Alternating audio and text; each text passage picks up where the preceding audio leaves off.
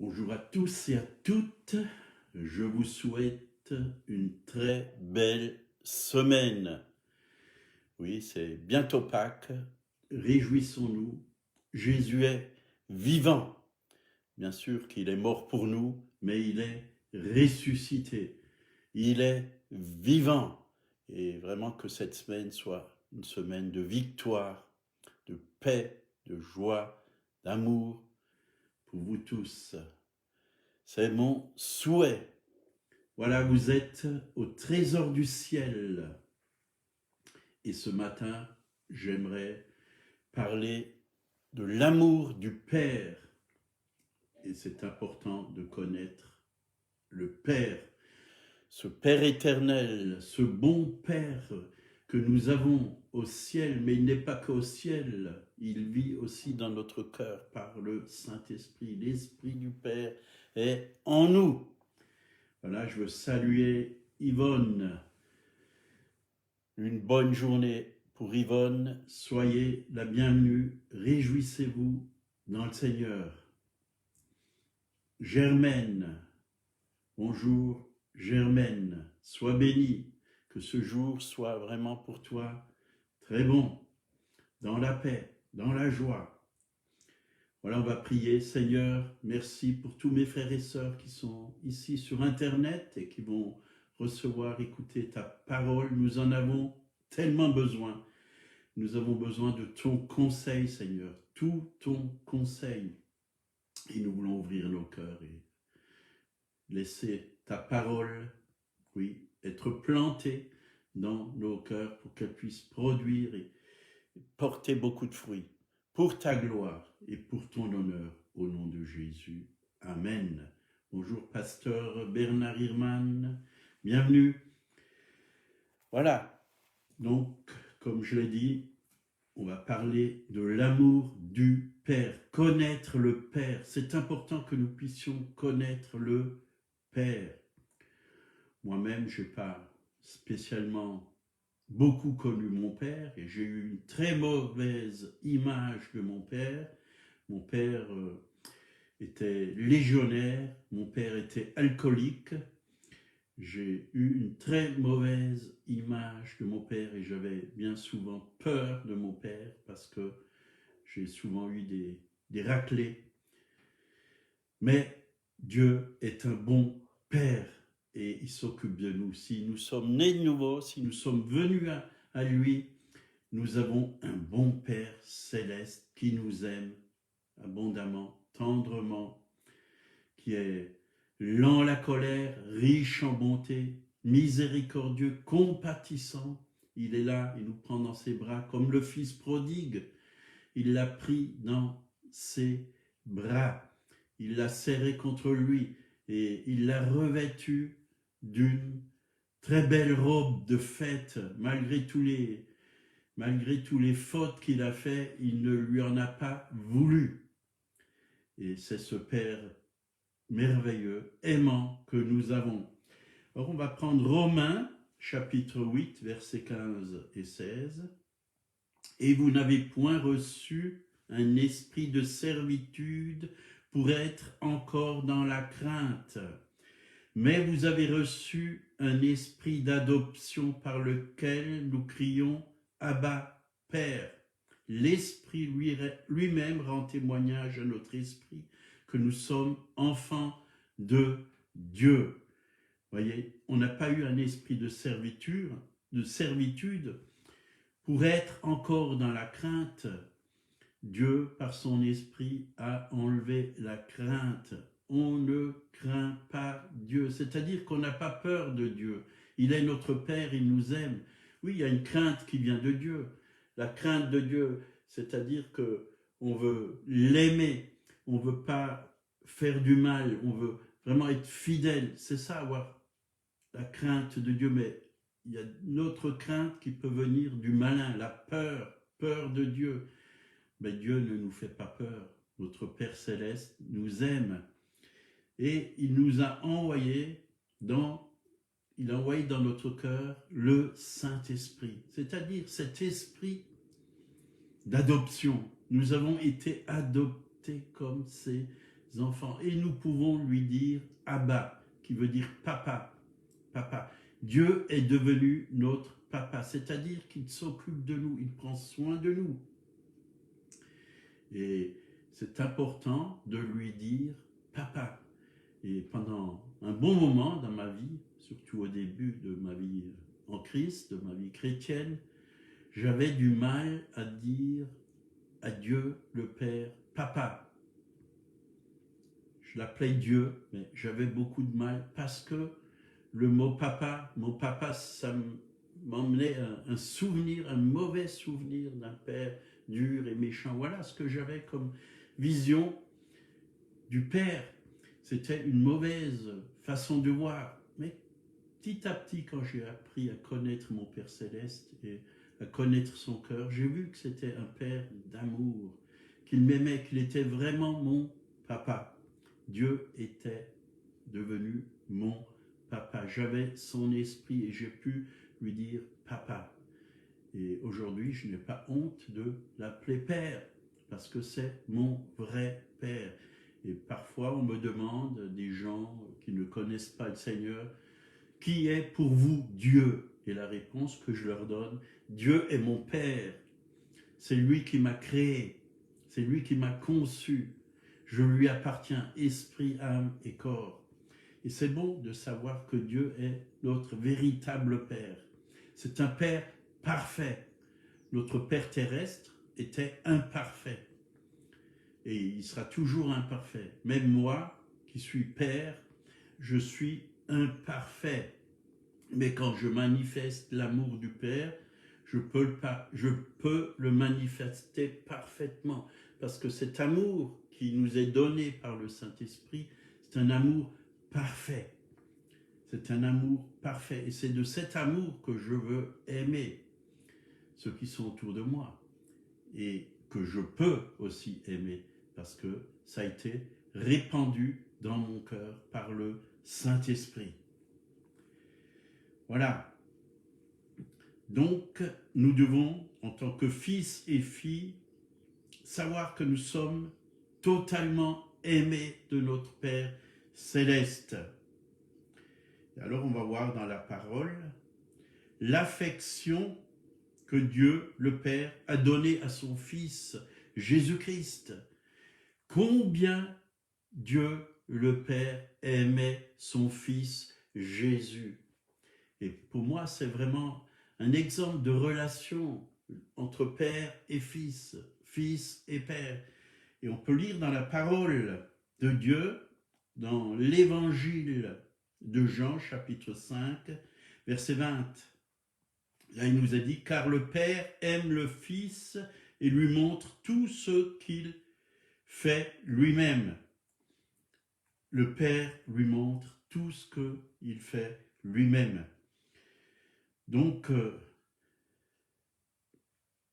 nous devons vraiment nous réjouir, oui, parce que le Père s'intéresse à son Fils et le Fils s'intéresse au Père. Il y a une communion entre le Père et le Fils, une relation entre le Père et le Fils, tout le temps, constante. Et l'amour qu'il y a dans le cœur du Père coule dans le cœur du Fils. Jésus est l'image du Père sur la terre. Il a dit à Philippe, celui qui m'a vu a vu le Père. Et en Jésus, il y avait vraiment tout l'amour du Père. Celui-ci est mon Fils bien-aimé en qui j'ai mis toute mon affection.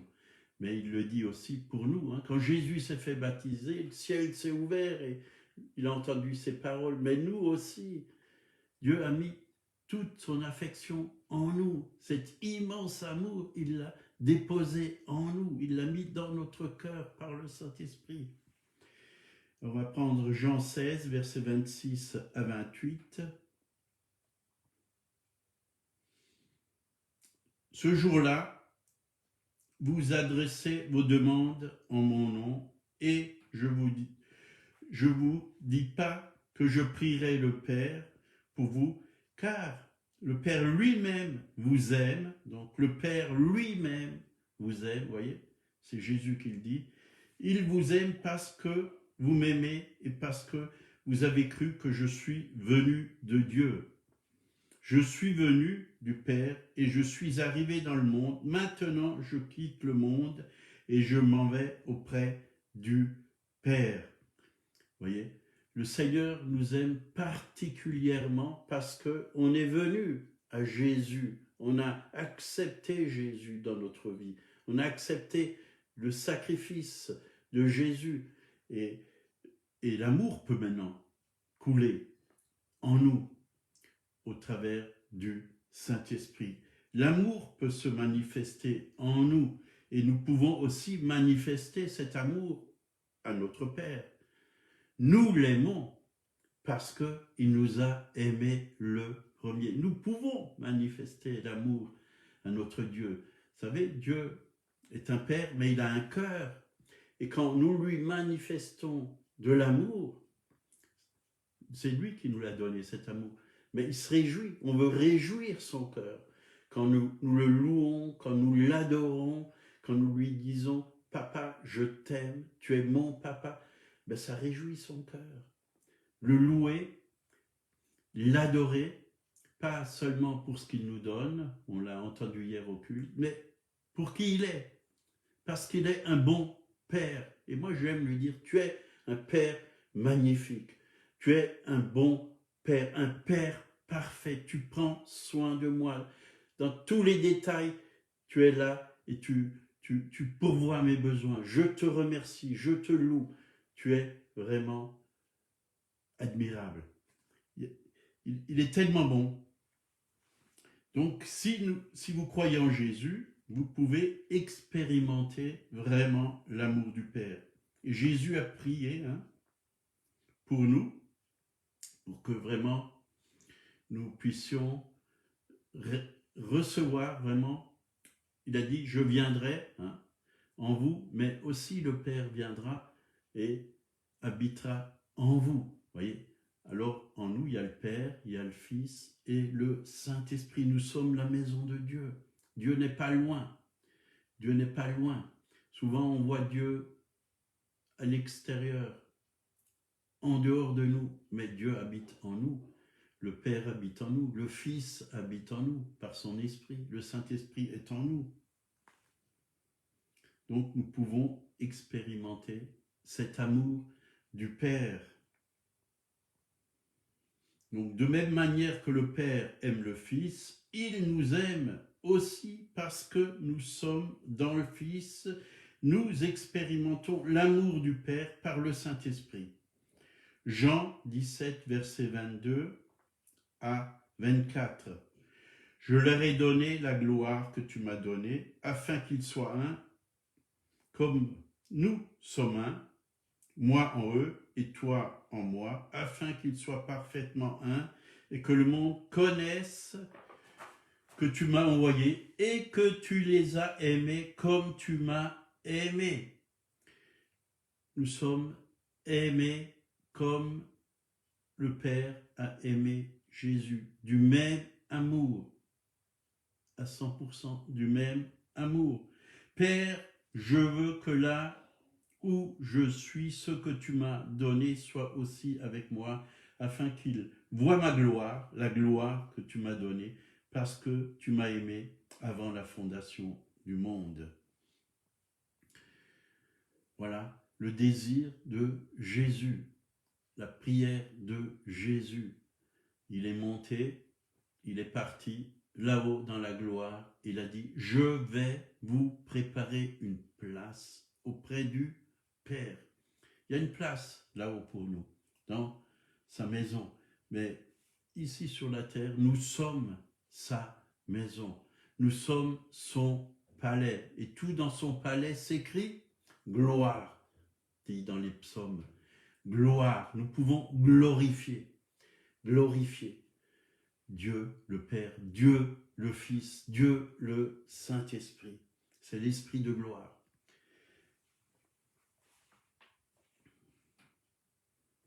Marc, chapitre 14, verset 36, il disait « Abba Père, toutes choses te sont possibles éloigne de moi cette coupe. Vous voyez? C'est-à-dire, Jésus,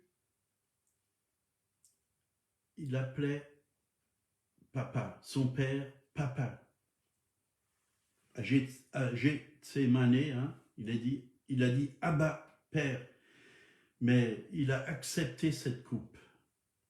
Il savait que c'était dur à boire cette coupe. C'était une coupe de souffrance, de douleur pour nous racheter. Il nous a aimés jusqu'au bout pour que nous soyons sauvés et pour que nous puissions connaître le Père éternel. Donc nous aussi, nous avons ce même esprit qui habite en nous, cet esprit d'adoption. Abba, Abba Père. Il y a cet esprit à l'intérieur de nous qui crie Abba. C'est le Saint-Esprit qui dit Abba, qui dit Papa. Donc tout ce que Jésus a reçu du Père et vécu avec le Père, nous pouvons aussi le vivre parce que nous sommes des fils et des filles adoptifs. Nous avons été adoptés par le Père. C'est le Saint-Esprit qui est venu. C'est l'esprit d'adoption.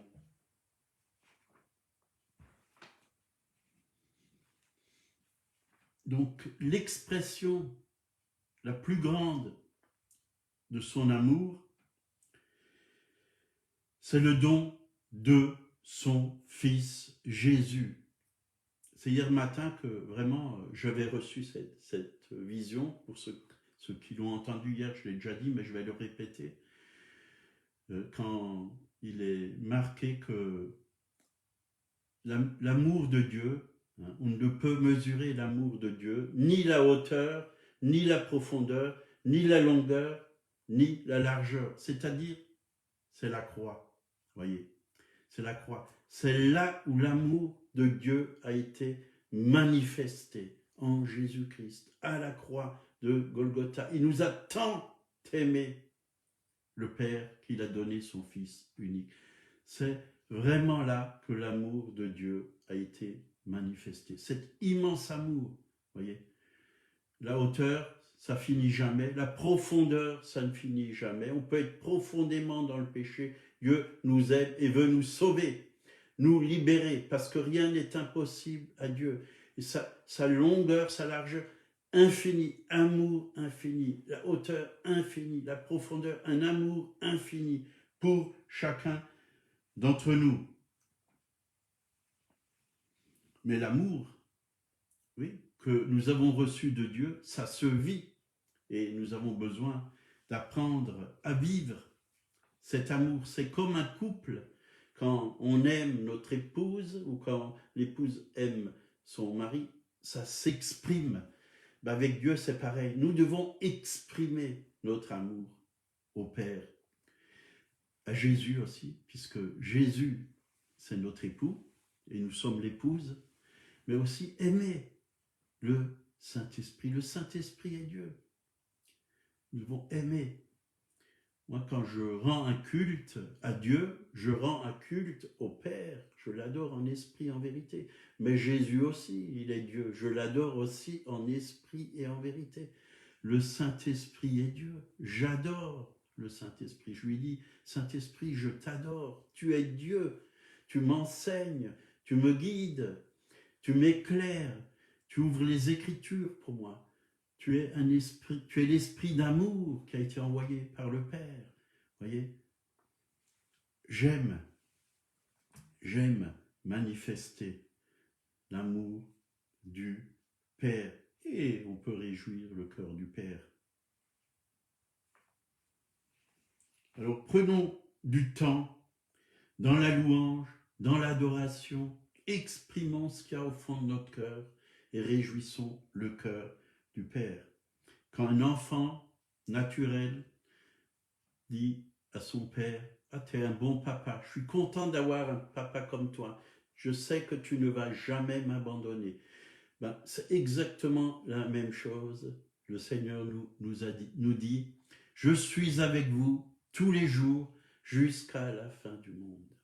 Je vous ai adoptés comme mes enfants. Je prends soin de vous. Je suis le bon berger. Je vous conduis dans de verts pâturages, près des eaux paisibles. Quand vous marchez dans l'ombre, oui, dans le sentier de l'ombre de la mort, ben, vous n'allez pas craindre aucun mal, parce que je suis avec vous. Dieu est avec nous à chaque instant. Personne sur la terre ne peut vraiment ressembler totalement à ce Père céleste. Mais on peut recevoir vraiment cet immense amour et le manifester à nos enfants et aussi à tous ceux qui sont autour de nous. Nous avons besoin de connaître notre identité de fils et de filles. C'est très important que nous puissions connaître notre identité.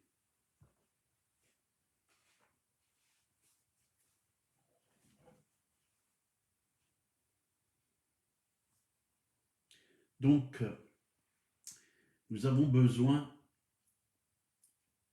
de retrouver la vraie image du Père. Il y en a beaucoup qui ont une mauvaise image du Père et ils ont du mal à s'approcher du Père parce qu'ils sont à l'intérieur blessés. Ils ont été maltraités. Moi-même, j'étais blessé, j'étais maltraité, je souffrais. Je me sentais vraiment orphelin, mais j'étais orphelin, un vrai orphelin, parce que à l'âge de 8 ans, on m'a mis à l'orphelinat. Et j'étais orphelin, je ne savais pas à qui m'adresser, vers où me tourner, où trouver les solutions à tous mes problèmes et où trouver la réponse à toutes les questions que je me posais à l'intérieur de moi. Et quand j'ai rencontré le Père, cette image a été restaurée en moi. L'image du Père a été restaurée parce que j'avais une mauvaise image. Et beaucoup ont une mauvaise image parce qu'ils ont eu peut-être un père dur, sévère, ou alors peut-être pas un père sévère, dur, mais un père qui ne prenait pas soin d'eux, qui ne s'intéressait pas à eux, qui s'intéressait que à son travail ou à sa vie. Il vous a mis ici sur la terre, mais il ne s'est pas occupé. Il n'a pas joué avec vous. Mais Dieu, il veut vraiment réjouir nos cœurs. Il veut vraiment nous guérir, nous libérer, nous donner une bonne image de qui il est. C'est un bon Père, un bon Papa, et nous pouvons vraiment nous approcher de lui maintenant, sans culpabilité, sans sentiment de culpabilité, oui, sans condamnation, parce qu'il a tout pris sur lui. Il a enlevé toute condamnation. Nous ne sommes plus orphelins. Nous avons été remplis du Saint-Esprit. On peut se rapprocher de lui en sachant qu'il nous accepte, qu'il nous aime, tels que nous sommes, avec nos défauts même, oui, avec nos difficultés, avec nos problèmes. Mais il ne nous laisse pas avec nos défauts, avec nos problèmes. Il nous donne des solutions parce qu'il a toutes les solutions dans sa main. Il veut nous aider à vivre autrement, à vivre beaucoup mieux. On a besoin de lui. Il est lent à la colère, riche en bonté, il est compatissant, miséricordieux. Bien sûr, nous qui l'aimons, nous voulons rejeter tout ce qui est mauvais, lui faire plaisir, ne plus vivre dans le péché, mais vivre dans sa sainteté, parce qu'il nous a donné sa nature sainte. Il nous a tout donné pour que nous puissions être victorieux. Et si on a péché, comme l'enfant prodigue, il nous accueille toujours les bras ouverts, il nous pardonne. Il ne nous en veut pas, mais il nous dit comme à cette femme qui est venue vers lui, cette prostituée, va et ne pêche plus. Voilà ce qu'il nous dit à chacun et à chacune. Voilà, on va s'arrêter là, il y a beaucoup de choses, mais on va continuer demain sur l'amour du Père. Que Dieu vous bénisse en ce jour. Si quelqu'un ne connaît pas le Seigneur, c'est un Père merveilleux. Il a envoyé son Fils, Jésus, qui est mort sur la croix. Et il a pris sur lui tous vos péchés. Jésus a pris tous vos péchés à la croix de Golgotha. Il vous lave encore. Si vous lui ouvrez votre cœur, vous lui dites, Seigneur, oui, je suis un homme pécheur, je suis une femme pécheresse, j'ai besoin oui, que tu viennes me laver, me purifier. Je te demande pardon pour cette vie que j'ai vécue loin de toi, en dehors de toi. Maintenant, je viens dans ta maison, je viens dans ta présence. Sauve-moi, libère-moi, et il va le faire pour vous. Invitez-le dans votre cœur comme votre sauveur. Je vous encourage à lire sa parole, qui est la Bible. Dieu va vous parler au travers de sa parole. L'Esprit de Dieu vous parlera et vous transformera. Petit à petit, votre vie va être changée. C'est lui qui le fait. Il a la capacité. Il l'a fait pour moi. Il l'a fait pour des millions de personnes. Passez une bonne journée. À bientôt. À demain. On va parler encore sur le Père.